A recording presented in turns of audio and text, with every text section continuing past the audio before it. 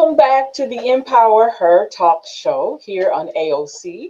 Thank you guys so much for this opportunity. I want to thank LUS and Cox Cable for this awesome opportunity. Thank you guys and all the six surrounding parishes um, that I am able to be seen on either your tablet, your iPad, your phone, in your television because I know in some areas you can actually watch me on your television.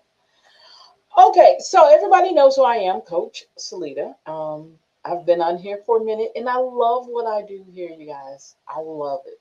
Sometimes it's rough, but I continue coming back and continue giving you guys great information and making sure that what I'm saying, you guys can always go back and um, verify it. You know, I like to talk about a lot of things, and I love the subject matters and the information that I share. I definitely do that.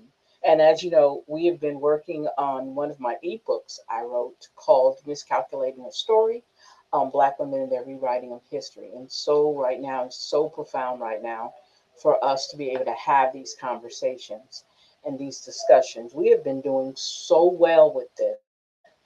You guys, and you guys are really, really missing a treat. And I really do want you guys to connect with me when I talk to you guys about my classes I do. I have a class called Legacy Liftoff. It's a series I do every Saturday, excuse me, every Wednesday and Saturday. It's Wednesday at 7 o'clock and on Saturdays at 7:30. If you hear a lot of noise in the background, that's my husband working on some stuff in the kitchen. So um, So as I was saying, I come on Wednesdays at 7 o'clock and on Saturday at 7:30.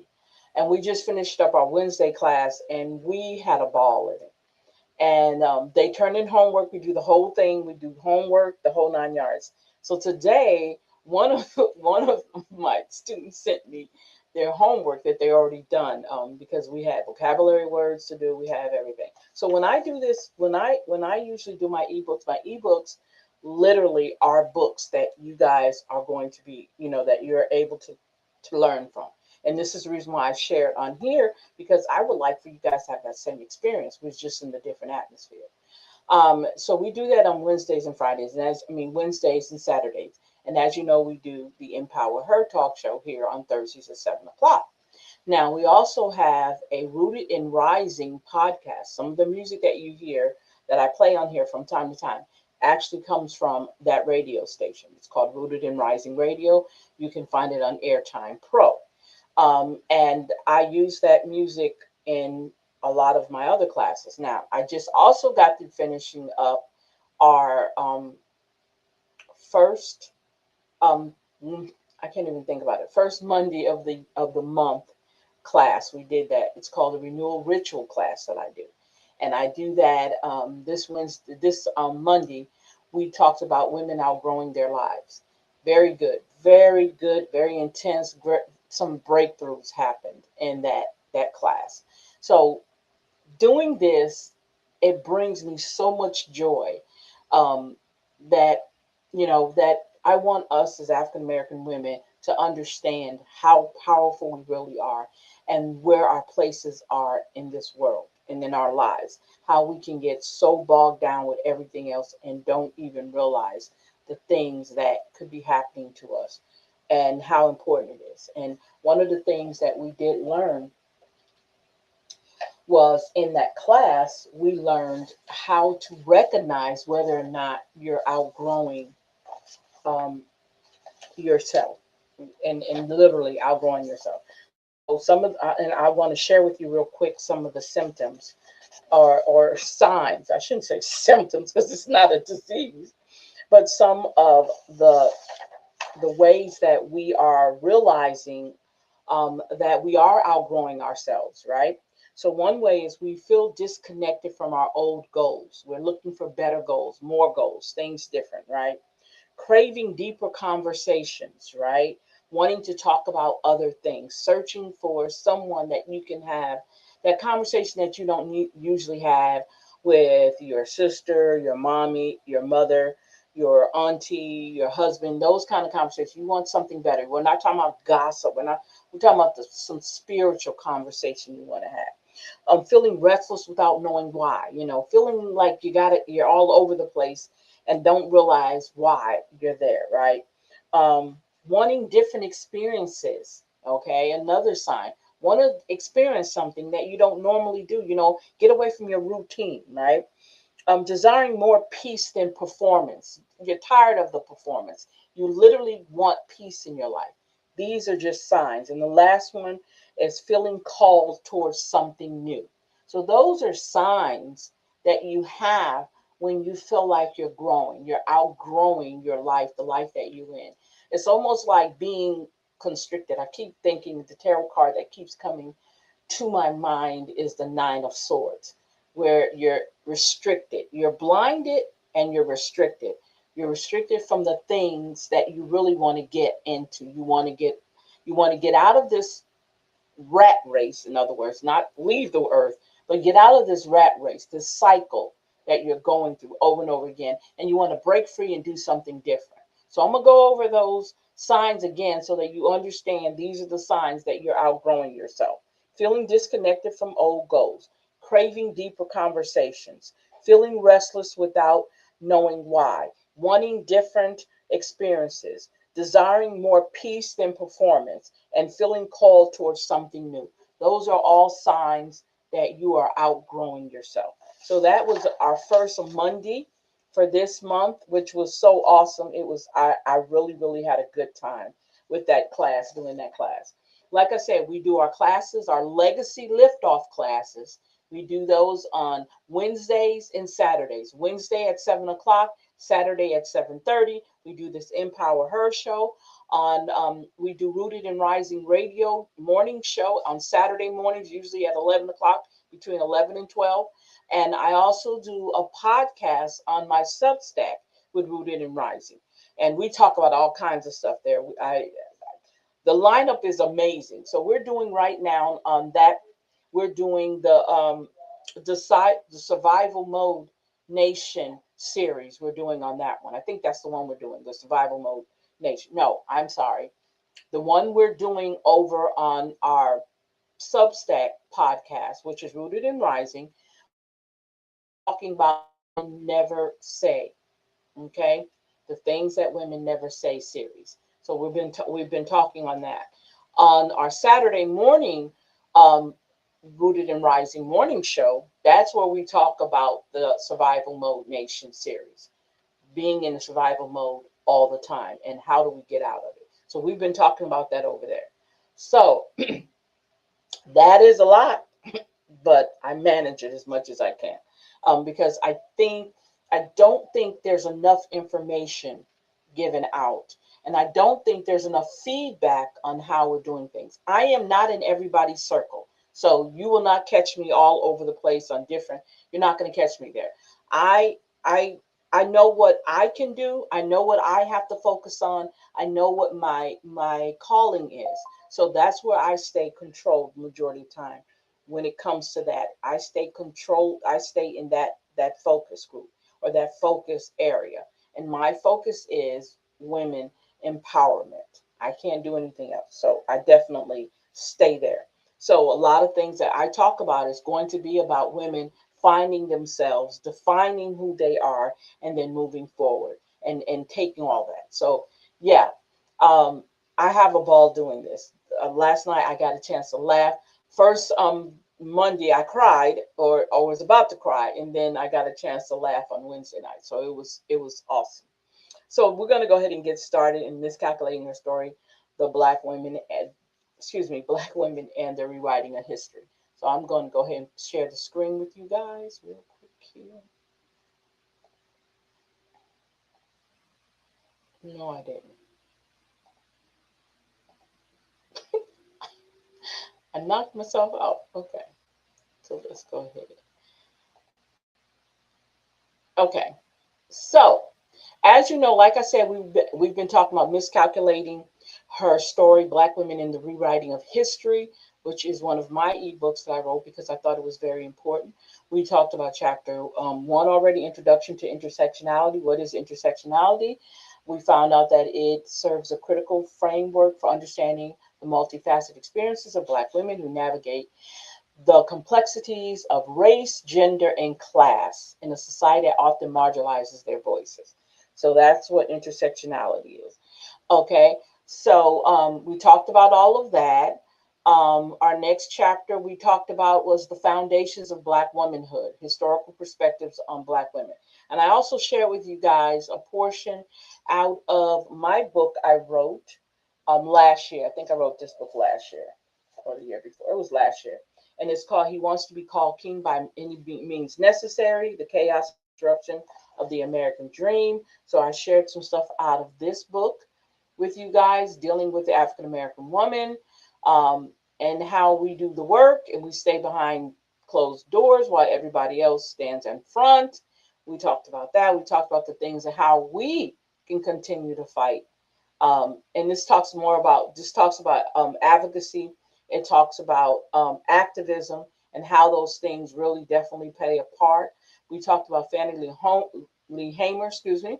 We talked about Ida B. Wells. We talked about all those people that had a place in history and how their story is so important. Each and every one of us have a historical story to tell. We might not think we do, but we really truly do.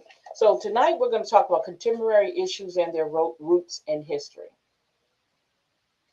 Now, usually I do, like I said, even I make my students read out loud. They have to, that's a requirement of our class because I love to hear women read and I learn more when I can hear. Like most of the books I read are on Audible. Um, I learn very well with books when I hear other people talking, opposed to me always reading. But because I'm the one reading here, you're going to have to listen to my voice and I'm going to have to listen to my voice. But most of the time, I like to listen to books that, like I just got to finish with the 90 days coaching framework, I think it's called. I just got to finish with that. I'm in another book called, I think, We Refuse or something. So I'm in the middle of doing that book too. These books are on Audible. I've been with Audible for a minute. So I have a lot of books that I definitely listen to on there. And then maybe sometimes we'll listen to a couple of them on here, maybe. Because I don't know if how everybody likes listening to books opposed to actually reading them. I love reading them too, but the majority of the time, because I'm always doing something, I'm usually going to use my Audible uh, platform or subscription. Okay, so let's go ahead and get into chapter five. So, contemporary issues and their roots in history, the legacy of colonialism, excuse me, and its effect. So it says here the legacy of colonialism profoundly influences the present day experience of Black women, embedding systemic inequalities that extend beyond mere historical narratives. These women have historically been an intersection of race, gender, and class, facing unique challenges that are often overlooked in the mainstream discussions about colonial impact. The historical erasure of their contributions and experiences not only distorts the past, but also perpetuates a cycle of misrepresentation and marginalization. Colonialism established a framework that devalued Black women's roles, excuse me, both in the domestic sphere and in a broader society. The stereotypes created during the era continue to inform contemporary perceptions, shaping the way Black women are viewed and treated in the various contexts. This misrepresentation is not just an academic issue, it is a real world implications that affect their access to opportunities, resource, and equitable treatment in society. And that is so true. The Black woman has been always, for some reason, in some circles, been posed as or represented as a loudmouth, angry Black woman. That is the badge that they pressed on us, right? We're not allowed to be angry. We're not allowed to show our affections. We're not allowed to show our happiness unless we're being happy for someone else, or we're helping someone else, and that's where our affection, quote unquote, comes from. Other than that, we're not allowed to speak up for ourselves. We're never not allowed to talk about our experiences, how life has done us, and how we, because everybody experiences life differently, because your life is what you make it. So I'm saying it on a general platform. Everybody experiences life differently. The way you experience life might not be the same as the way I. And we can might be going through the same situation, but we might have a different interpretation of actually what happened in that situation. So that's why it's so important that you know your story and you're able to tell your story. Moreover, the intersectionality of race and gender plays a critical role in understanding the nuanced experiences of Black women. Colonial narratives often fail to capture how these identities intersect to create distinct challenges. For instance, Black women often bear the brunt of both racial discrimination and gender based oppression, leading to a unique struggle that is seldom acknowledged in historical accounts. This dual burden highlights the importance of recognizing and addressing the specific needs and experiences of Black women in discussions about colonial legacy. As Black women reclaim their narratives, they challenge the dominant historical perspectives that have long silenced their voices. This reclamation involves not only acknowledging, but also actively redefining their roles within it. By centering their stories and experiences, Black women can confront and the remnants of colonialism and advocate for social justice and equity. Their resilience and activism are vital in dismantling the oppressive structures that continue to affect their lives daily. In conclusion, understanding the legacy of colonialism is essential for recognizing the ongoing struggles faced by Black women. It requires a critical examination of historical narratives that have misrepresented or excluded their experiences. By embracing intersectionality, we can better appreciate the complexities of Black women's lives and work towards a more inclusive and accurate representation of history that honors their contributions and challenges the I'm sorry, and challenges the status quo. So let me do this.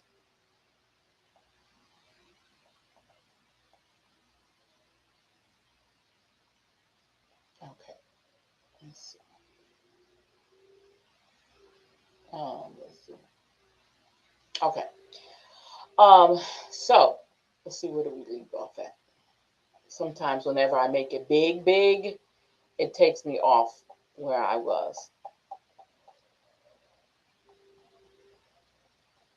Excuse me, y'all. I'm sorry. I apologize. I couldn't keep it in at all.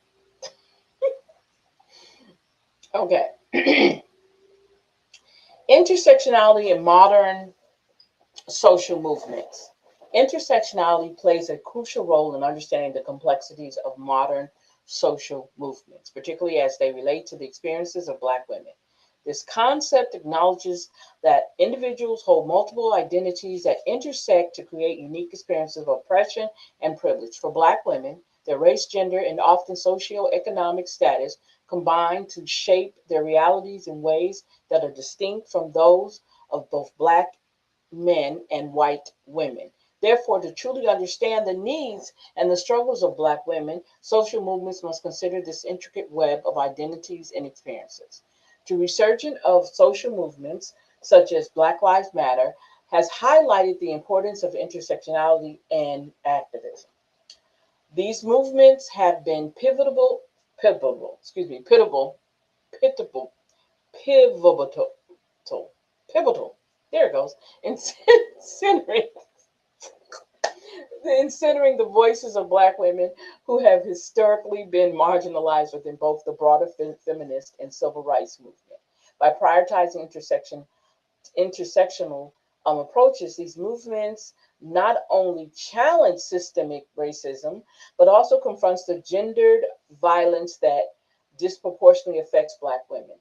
This dual focus is essential for fostering a more inclusive and effective social change.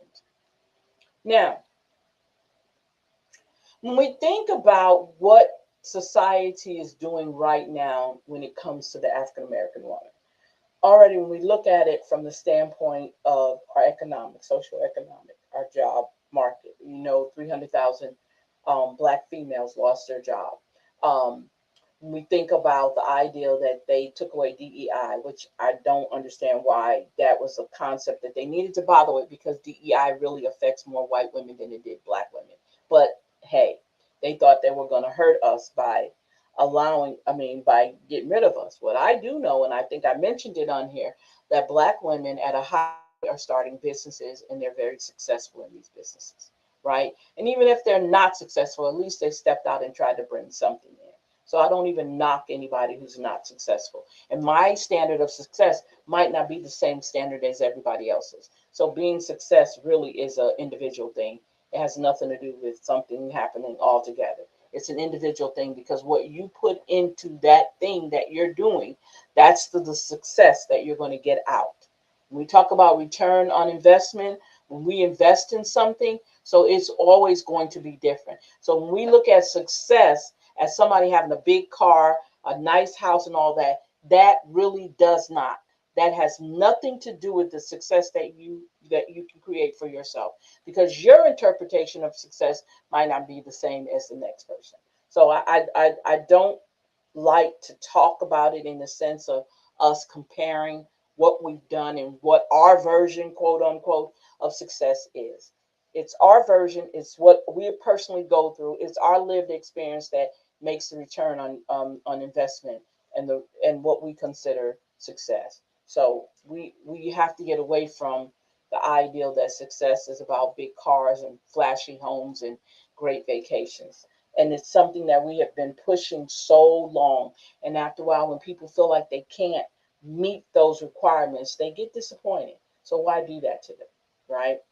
Why do that to them? Why put them in a position of feeling like they can never get to the level that you're at, right? So we have to work on that. Black women often find themselves at the crossroads of these challenges, making it imperative for activist policy. Oh, did I forget? Oh, I'm wait. Sorry, you guys, I got so caught up. So Sarah, she's a go. Okay. Moreover, the miscalculations, because I remember I read this. No, I didn't. Moreover, the miscalculation historical narrative surrounding black women often stem from a lack of intersectional understanding. Many historical accounts tend to either flatten the diverse experiences of black women or erase their contributions entirely. By reclaiming their narratives through an intersectional lens, black women can assert their rightful place in history, challenging the dominant narrative that have sought to minimize their roles. This reclamation is not just about recognition, it's a powerful assertion of identity and agency. So the intersectionality of the black female experience also extends to various social issues such as economic, yep, inequality, health disparities, education access. These issues do not exist in a silo. Rather, they are interconnected and necessitate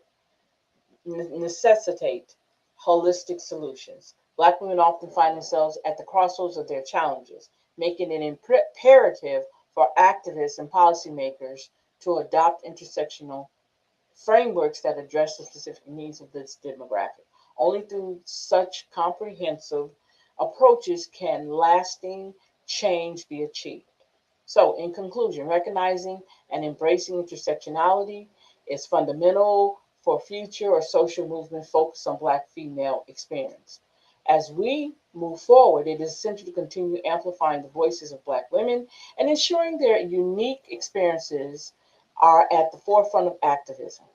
By doing so, we not only honor their contributions and struggles, but we also pave the way for a more equitable society that acknowledges the diverse realities of its all members. So next one is bridging the gap between past and present. Wow. So let me do this. We're going to take a break real quick, and we will return. Just give me a minute. So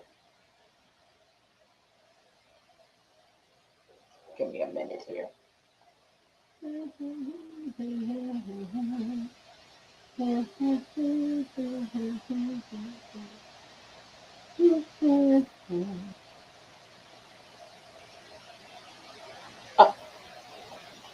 Let's see here. Let me see if I can.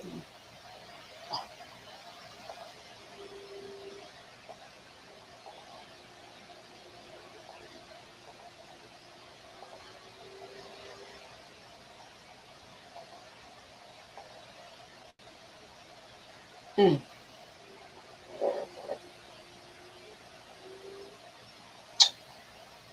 Okay. I'm sorry, guys. I was looking for something. Okay. All right. I thought I could find it that quick. I guess I can. Hmm. Let's see.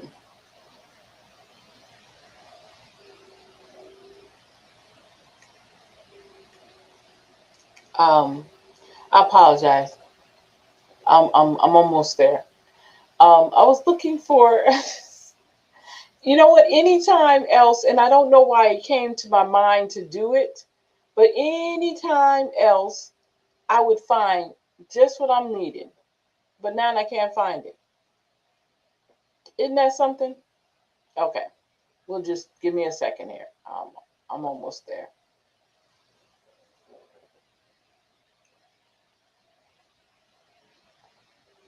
Ooh, excuse me. Okay. So here we go. I want to share this with you guys. Do, do, do, do, do, do, do.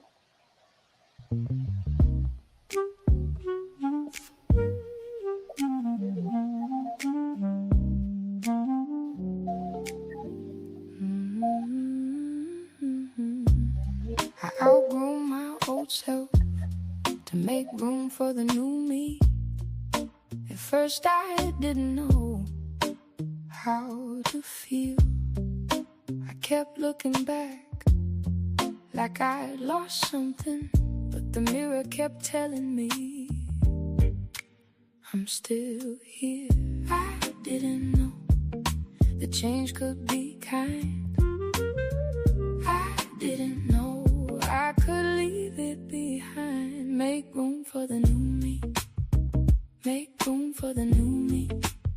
The old weight fell off and I could breathe.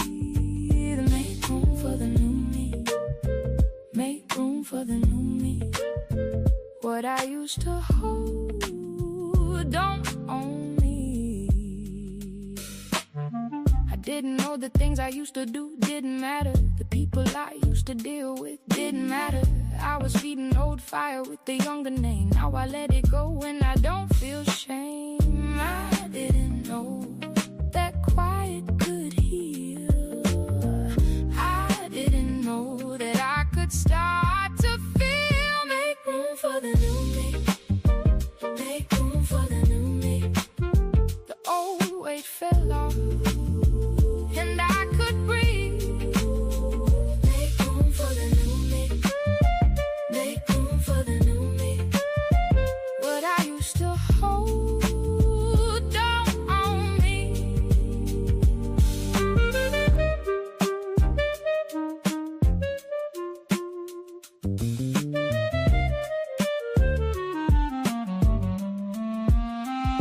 The dreams I held on for so long were never set in stone. What I called my whole life was just a road. Now I'm walking lighter with my hands open wide. No more begging shadows to stay by my side.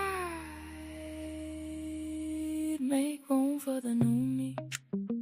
Make room for the new me. The old weight fell off and I could breathe. Make room for the new me. Make room for the new me. What I used to hold don't own me.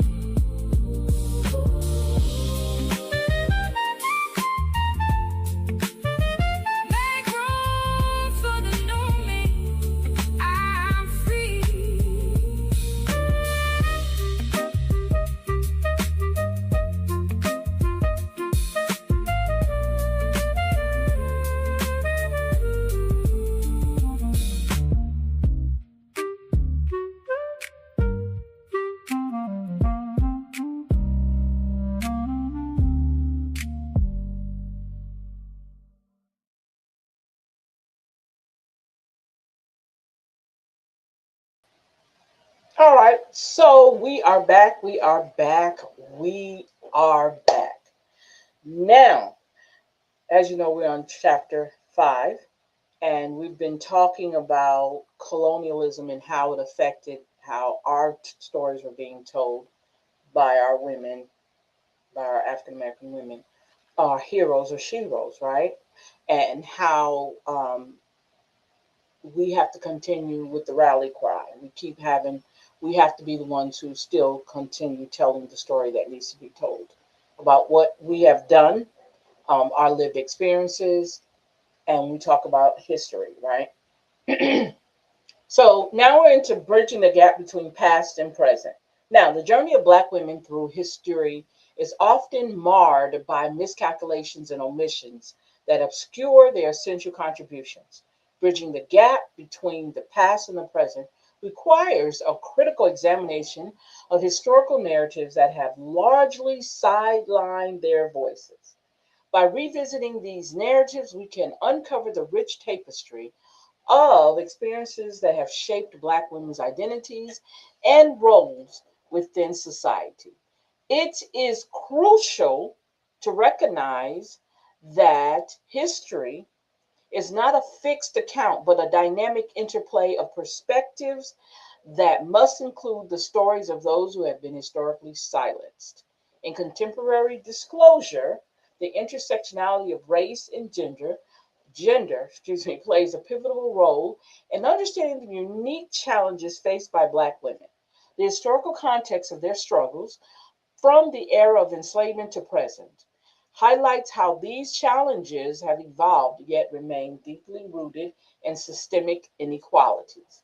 By acknowledging these intersectionalities, by acknowledging this intersectionality, we can better appreciate how past injustices continue to resonate in today's socio-political landscape, affecting the lives of Black women in various spheres, including education, employment, and healthcare. And what I say to this is what we have not learned from our past, we are deemed to do what?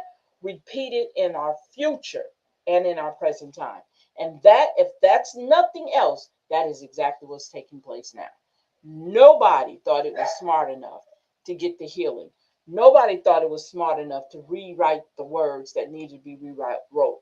History itself, redoing, finding the things that did not work, fix them, and then move forward. Instead, we keep holding on to the same old stuff. And I say this all the time. I live in a parish that has a Confederate statue sitting in front of the what? The courthouse. And the Daughters of Confederates is the one who owns the land that it sits on. I'm just going to put that out there. Not getting political with you guys. I am just talking because we're talking about colonialism, right? We're talking about history, right? So, how do you feel knowing that each and every time you go into that courtroom, there is a statue that believes in the traditional old ways of doing things, that had an issue with letting go um, slavery, you know, making it all right to kill innocent people that didn't do anything to you. So think about it from that standpoint. I guess I'm going to say it like that. And just imagine how many women that have been tortured, murdered, you know, raped, forced to sleep with their own family members. Because again, we have breeding farms. Okay. So think about that. Not having any type of power over their own bodies, right? Men taking advantage of them over and over again. Keep that in mind. Even our little girls. I think that's, I'm going to be honest with you. I think the fetishness we have with little kids, not we, I'm saying we, but I'm talking about, has a lot to do with slavery. It has a lot to do with taking girls at 12, 13, 11 years old and actually having relations with them. To me, that's sickening, but that's another whole story to talk about. We're not going to get into that. But I was just giving you examples of how the narrative has been told from someone else opposed to the real person who's experienced this lived experiences, and how they view us. So that's very important. Okay, so moreover, the act of rewriting history is not merely academic exercise, it is a form of reclamation. Black women are increasingly taking ownership of their narratives, challenging dominant discourses that have been that have long perpetuated stereotypes and inaccuracies. This reclamation is evident in literature, art, and activism, and where black women are asserting their stories in powerful ways. By doing so, they are not only bridging the gap between the past and the present, but also empowering future generations to embrace their heritage and identity with pride. Community engagement plays a vital role in the bridging across that what I'm saying, yeah, process, excuse me, by fostering dialogue among Black women across different generations. We can create spaces where shared experiences and wisdom are exchanged. Such conversations can illuminate the ways in which historical miscalculation impact current realities, encouraging collective actions towards social justice. This solitary, this solidarity, the solidarity is essential in building a robust narrative that accurately reflects the complexities of Black women's lives, ensuring that their stories are not only heard but celebrated. Ultimately, bridging the gap between past and present involves a commitment to continuous learning and unlearning. As Black women, we must challenge the narrative that seek to diminish our stories and advocate for a broader understanding of history that includes our voices. By doing so, we can contribute to a more inclusive narrative that recognizes our pivotal role in the shaping of history. I want to say of America, thus fostering a sense of belonging and engaging, belonging and empowerment within our communities. Well, that was a chapter 5, which we got through very quickly. Did I read too fast? I hope I didn't read too fast. Didn't mean to. Okay. But so this is the conclusion of the chapter 5. So when we come back, we'll do chapter 6 when we come back next Thursday, right? And chapter 6 is going to entail the role of education in rewriting history, incorporating Black women's history in curricula, which you know they do not like to do, right? So we'll be definitely talking about that on our next round. Um, so now that we see where we stand when it comes to history, right? We know that our stories have to be told. We know that there's people out there who can tell them.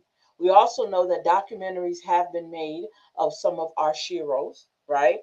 And like I told you about Ida B. Wells, I talked about her, Fannie Hamer. We know Asada Shakur. We know Angela Davis. We know Michelle Obama. We know, let's see who else can name. Oh, Nina Simone. We know Toni Morrison, right? I talked about Abrams. I can't remember her first name, but Miss Abrams. I hate not remember her first name. But all these people actually took they play a pivotal part in how we see things. And because we look at it from what happened in the past to what's going on now, we're still doing the same thing. We're still advocating, we're still being active, we're still trying to get people together to make sure that everything that they want and they can ask for it and make it happen. We're still doing all of that on top of everything else. We're still surviving. We're still going, taking care of our families. A lot of us are single parents, so a lot of us do not have that extra help. So we've got to do all that. We got to go to work. We got to make sure the job is done at home correctly, and we have to also make the job at the work at our jobs correctly. So when we look at all the things that we have found ourselves intertwined in, um, just living this life, we do need that. That's why I told you how important the first Monday renewal ritual we do is so important, because this gives you a chance to renew what you've already done, and if you want something different, you can go after that thing that's different. So there is a combination of all kinds of things that we can do to make sure our story gets out there, that historically we are okay. We are actually at that point where we can talk about it and we can witness, or excuse me, we witness other people's journey through lived experiences when it comes to historical moments. Harriet Tubman, we talked about her, Sojourner Truth, right? We talked about her. I was reading a story earlier, and I want to share this with you guys. Let me see if I can share it with you. That I didn't know this happened, um, and I thought it was very, very interesting. Let's see here.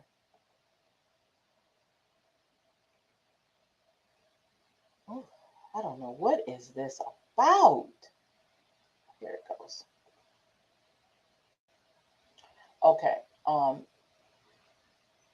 I'm going to share this instead. Okay. So here, this is a lady by the name of Dawn Wooten.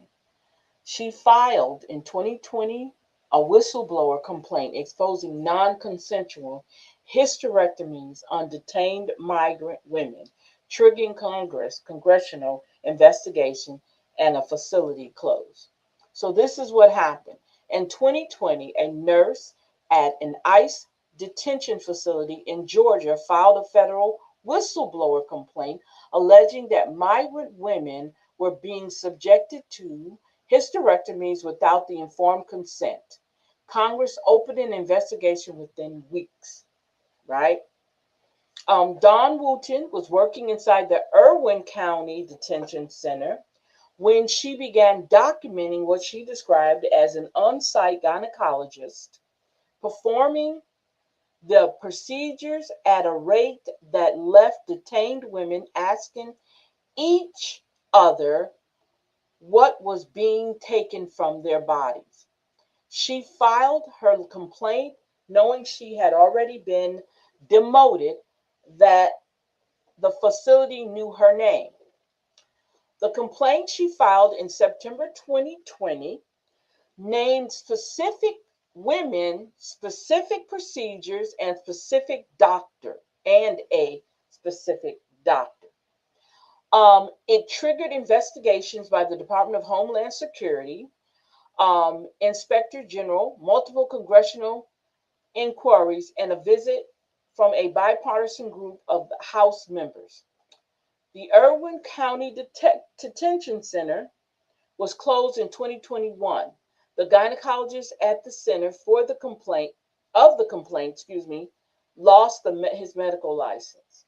That was a black woman who did this. So when she sits down with her grandkids and her great great grandkids, she can definitely tell this story. She stood up for people who were marginalized, people who were condemned for just being who they were.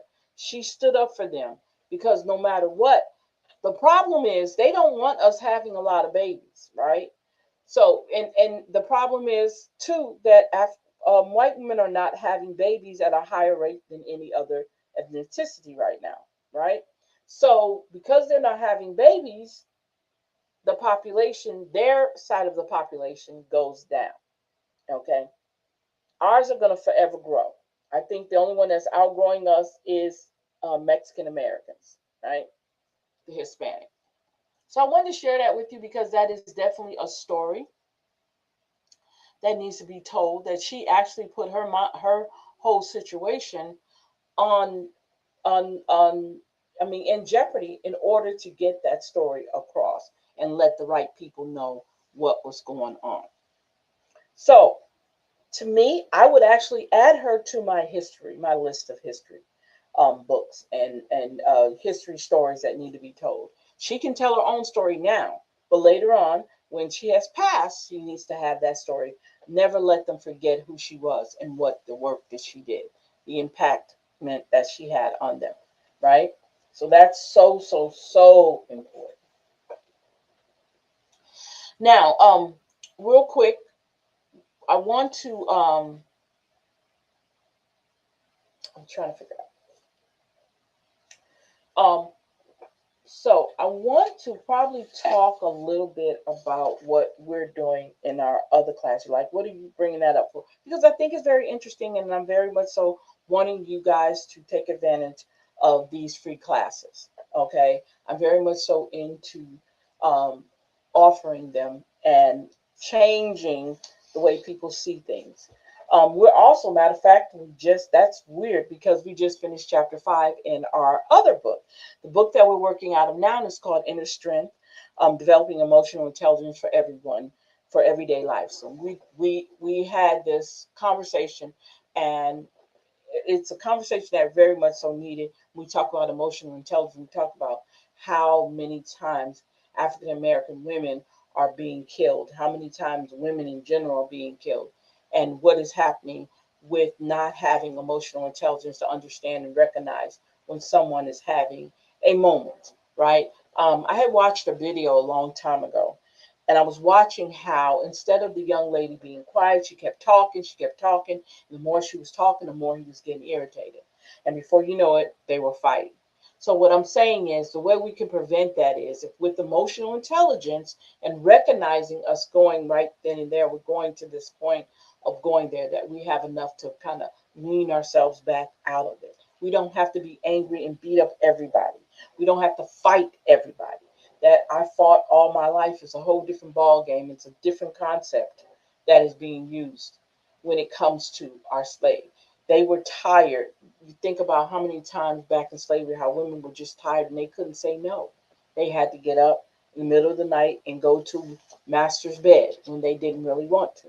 So all those things took place, and they took place, and so the way that we get and how we handle our anger might stem from generational situations that happen. From one generation to another, things were happening to people.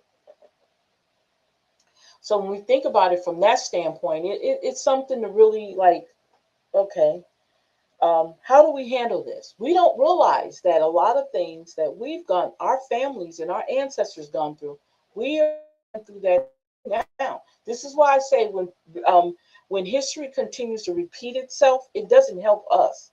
Okay, something has to be stopped. We need to be able to get a grasp on history and stop allowing it to repeat itself because it's not helping us as a whole at all. It's not helping us, and we have to understand that and pay attention to it. Right? We have to understand that that's not how things are supposed to be. All right.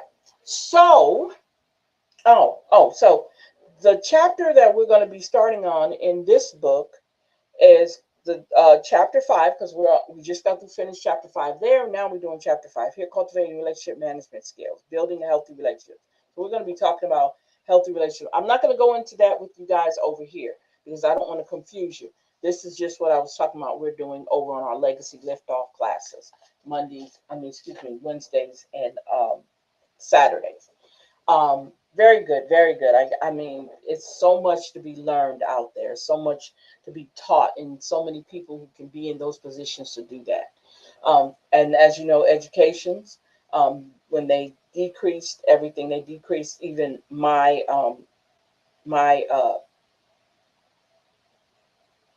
master's in education leadership.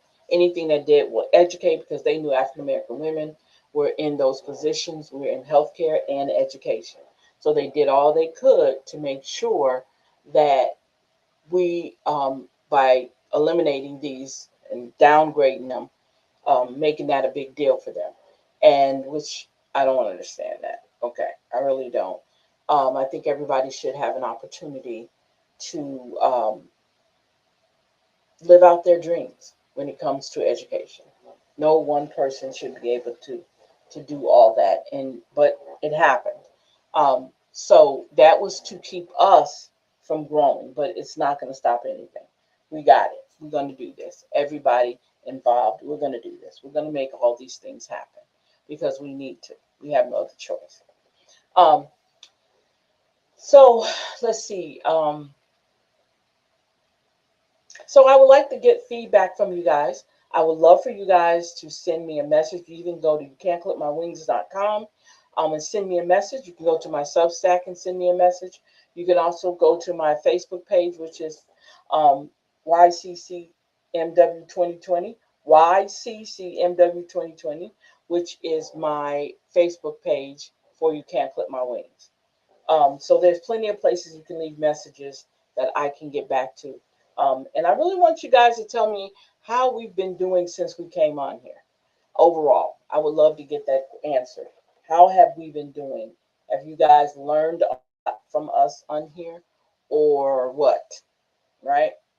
Um, so I'm going to leave that here. I think because I think that's really what I had for tonight is to go over chapter 5. I hope you guys got a chance to really, really learn.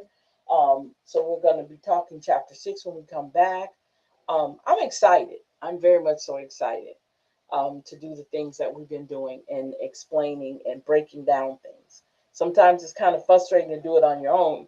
I mean, without having help, because actually, when I do my classes, I definitely make them read out loud, and I don't make them, but I suggest that they read out loud to each other and to me, and then we go into an answer and question session, and we get some real good information about some things that people are dealing with on a daily basis. So I'm excited. Tomorrow you can. Oh, so tomorrow I'm going to be on Substack. I'm going to do my Rooted and Rising podcast, and we're going to talk about something I just started. I think is excellent. We're going to do. We're going to ask some questions, and it's the Parish Files, um, and we're talking about. It happened in the '70s, and we're talking about a lot of murders that happen across Louisiana. So we're talking about that tomorrow on that show. I'm gonna, yeah. So tomorrow on that podcast, we're gonna be sharing that information. I'm excited about talking about the Parish Files, which comes up June the 11th. You're gonna be able to watch it on the Parish Files, um, 2026 on YouTube. So that's coming. I'm excited about that. That's coming because I've always loved crime and theory. I just never thought I would be able to have an opportunity to do it the way I'm doing it. So I do have that opportunity. So I am happy. Yes, yes, yes, yes, yes, yes. Um, so I'm gonna go ahead and let you guys go a little bit early tonight. Um, but I'm definitely going to be seeing you guys back here on Thursday, next Thursday. And I'm excited about that too. I'm very excited about all the things we do here on these platforms that I have created. The Empower Her show, the Rooted and Rising Saturday morning show. And I don't know what other show do I do over here? Because the podcast I do on my Substack. Check out my Substack, you guys. You're going to really like some of the stuff that I'm talking about. You guys can join me over on substack.com. Friend me. Let me know you're out there, that you watch me. Let me know that you listen to me. I'll be very, very much so interested in that. So I'm going to go ahead and let you guys go. I'm sorry. I'm sorry. I am really, really, really. I've had a long day today. I think that's what it is. Um, I'm not good with. I'm gonna tell y'all something. Okay, I am not good at getting up early in the mornings. Unless I have to get up. If I have to get up and go somewhere, that's different. But I'm not really. My husband says you're not a morning person at all. I try to be, but it's hard. It's really hard. I am not a morning person. I'm more around this time of day. This is when I spark. I perk up. This is when I'm myself. Other than that, I'm not. Mornings come and I'm like, get rid of the morning. I don't like the mornings. I don't know what that's about. I'm gonna have to dig deep into that. Really, I am. Go see what's wrong with me. See if there's something psychologically wrong with me. Why I don't like mornings.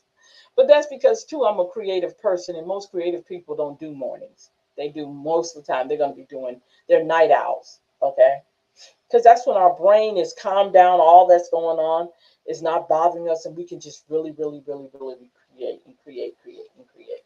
So that's exciting. Okay, enough about me. So I'm gonna go ahead and let you guys go. I see we did good. We did good. We did good. We did good here on the Empower Her Talk Show. Again, I want to thank AOC Inc.org for this opportunity. I want to thank Cox Cable.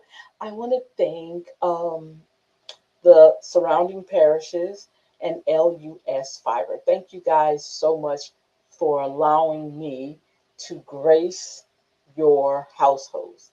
And I hope you guys are learning something from it. And like I said, you guys have plenty of ways to contact me. Let me know who you are and let me know what you would like for us to talk about on this show. I do what I do because I love doing it. And I think it's so empowering to make sure that people can get this information and do something with it, right? Learn from it. If you want to join in classes, which are free, my Legacy Liftoff class, which is on Saturdays or Wednesdays. Saturdays or Wednesdays, what happens is what we talk about on Saturday, Wednesday, when we talk about on Wednesday, it continues on into Saturday. So that gives people 2 days to actually get the work done. We have workbooks that go along with our books. So right now, our young ladies just finished chapters 1, 2, 3.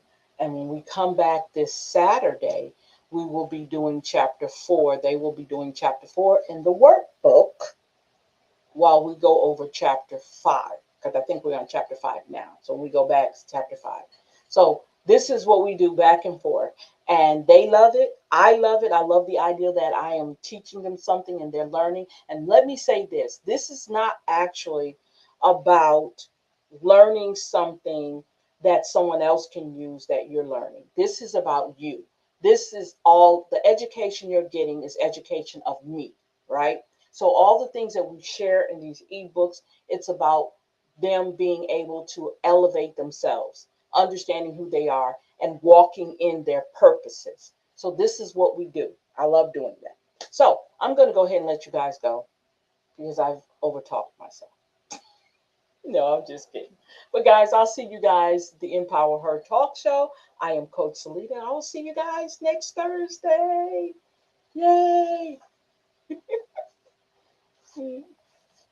All right, my mouse won't work. Bye bye.